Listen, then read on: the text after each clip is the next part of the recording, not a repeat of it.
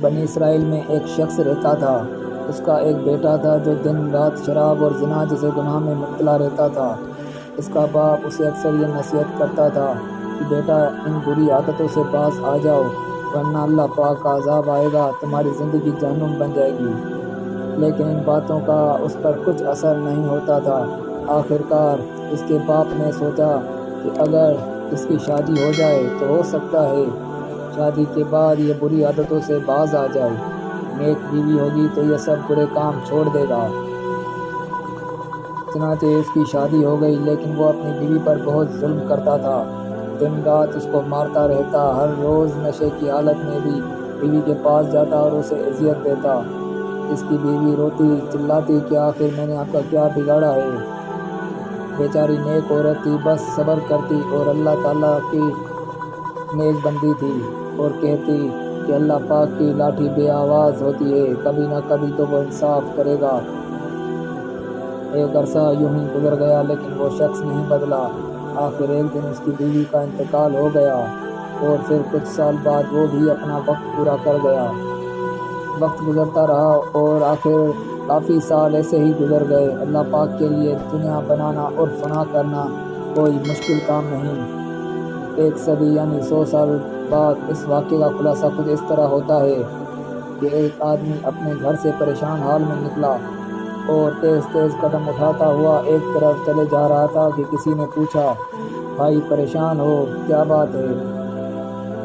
تو اس نے اپنی پریشانی کی وجہ بتائی تو اس آدمی نے بتایا کہ فلاں مسجد میں ایک اللہ والے بزرگ ہیں، تم وہاں جاؤ، ہو سکتا ہے کہ وہ تمہارا یہ مسئلہ سلجھا دے۔ چنانچہ وہ مسجد پہنچا اور ان بزرگ سے جا ملا اور ان سے کہنے لگا، شاہ صاحب، میری بہن نے کچھ عرصہ پہلے ایک کتا پالا تھا لیکن وہ بہت بدل گئی ہے، دن رات اس بے زبان پر وہ ظلم کرتی ہے، مارتی ہے، وہ کتا روتا ہے، چیختا ہے اور مجھ سے اس کی یہ آوازیں برداشت نہیں ہوتی۔ شاہ صاحب، اگر آپ کے پاس تھوڑا سا وقت ہو تو آپ میرے گھر تشریف لے چلیں، آپ کی مہربانی ہوگی۔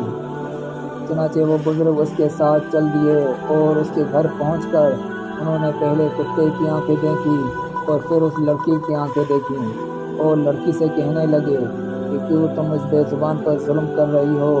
تو اس لڑکی نے بتایا کہ میں نہیں جانتی، لیکن میں جب بھی اسے دیکھتی ہوں مجھے بہت غصہ آتا ہے اور نہ چاہتے ہوئے بھی میں اسے مارنے لگتی ہوں۔ ان بزرگ نے فرمایا کہ میں 7 دن بعد آؤں گا اور تمہارا یہ مسئلہ حل کروں گا۔ جب 7 دن بعد بزرگ آئے تو لڑکی کو بلایا اور اس سے کہا کہ اللہ پاک جو فیصلہ فرماتا ہے وہ ہر حال میں ہوتا ہے، نصیب کا لکھا اللہ کے ہاتھ میں ہے، اس کے لیے سال، صدیاں، مہینے اہمیت نہیں رکھتے۔ ایک زمانہ ایسا بھی تھا جب یہ کتا انسانی زندگی گزارتا تھا اور لڑکی جو تمہاری بہن ہے اس کی بیوی تھی، لیکن یہ دن رات اس پر ظلم کرتا تھا، جانوروں کی طرح مارتا رہتا تھا۔ اس لیے اللہ پاک نے ایک زمانے بعد اس کو پھر پیدا کیا اور اس کتے میں اس کی روح ڈال دی تاکہ وہ اپنی بیوی سے مار کھاتا رہے۔ یہ اس کی بیوی اس وقت میں تھی۔ یہی قدرت کا فیصلہ ہے جسے کوئی بدل نہیں سکتا، نہ میں نہ تم۔ اس واقعے سے ہمیں یہ سبق حاصل ہوتا ہے کہ دوسرے کی بیٹی پر ظلم نہیں کرنا چاہیے۔ جو لوگ بلا وجہ اپنی بیویوں پر ظلم اور تشدد کرتے ہیں ان کا انجام بالکل وہی ہوتا ہے جو اس واقعے میں بیان کیا گیا ہے، کیونکہ اللہ تعالیٰ کے گھر دیر ہے پر اندھیر نہیں۔ شوہر کو چاہیے کہ وہ بیوی کا احترام کرے اور بیوی کو چاہیے کہ شوہر کی عزت احترام کرے اور چھوٹی چھوٹی باتوں کو نظر انداز کر کے اپنے گھر کو ٹوٹنے سے بچائے، جس کی اجازت ہمیں اسلام دیتا ہے، کیونکہ اولاد کی جنت ماں باپ کے پاؤں کے نیچے ہے جبکہ بیوی کی جنت شوہر کے قدموں کے نیچے ہے۔ Thanks for watching this video. For more updates, subscribe this channel.